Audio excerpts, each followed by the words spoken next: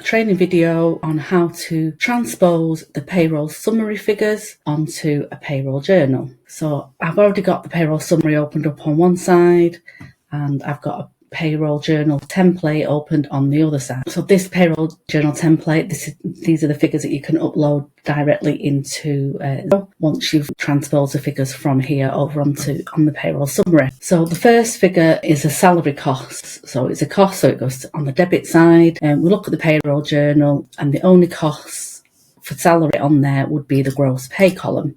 Would choose gross pay rather than taxable gross, although in this instance they are the same. Taxable gross can sometimes have benefit in kind if the payroll in the benefits could have salary sacrifice pensions. It could be a reduced figure there. The actual cost is the full gross pay, which is this figure here.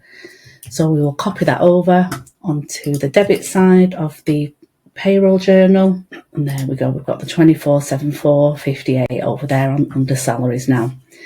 Okay, the next cost is employer's national insurance. So we'll look across onto the payroll summary and find employer NICs.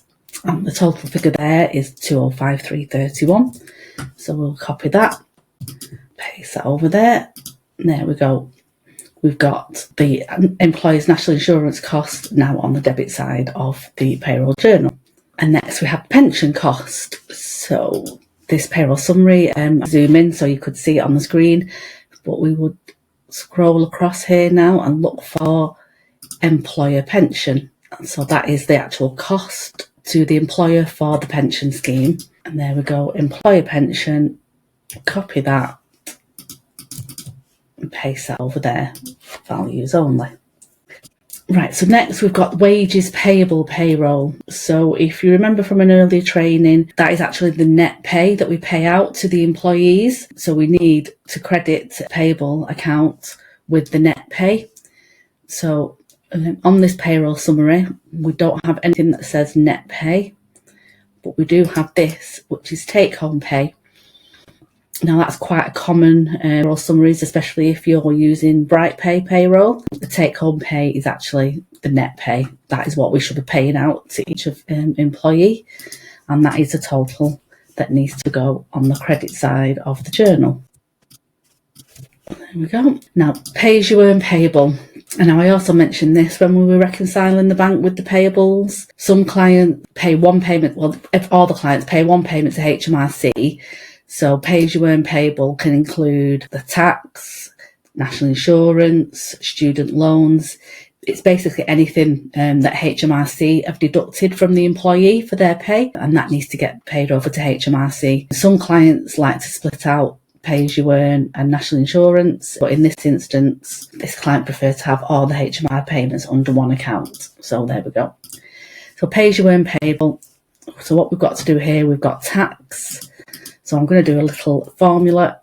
We're going to add the total tax and the employee's NIC, because that's what we've got to pay that to HMRC.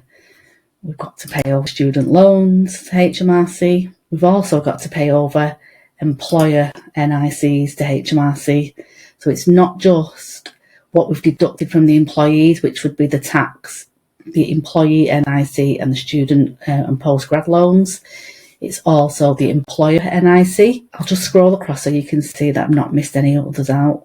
There isn't anything else on there that we would pay out to HMRC.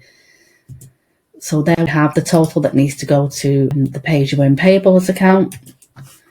And we'll paste that over there. And lastly, we've got the pensions payable. So that's the only column on here now that we haven't actually used. So pensions payable, we would need the two columns. So let's do another formula here. So we've got employee pension and employer pension. Now, we've already used employer pension in the costs, but we also need to include it in the payables because we do pay that over to the pension scheme. And there we go. We've got our total there of employee and employer pension. And we paste that over there. And we'll do a quick sum.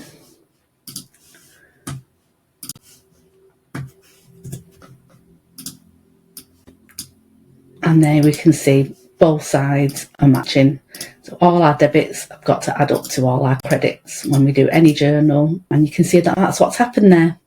So hopefully explained how it's transposed over, and you kind of understand that these are the costs to the employer, so these need to go on the P&L, and these are what we're going to be paying out, so that gets paid out to the employees, that gets paid to HMRC, and that gets paid to the pensions company.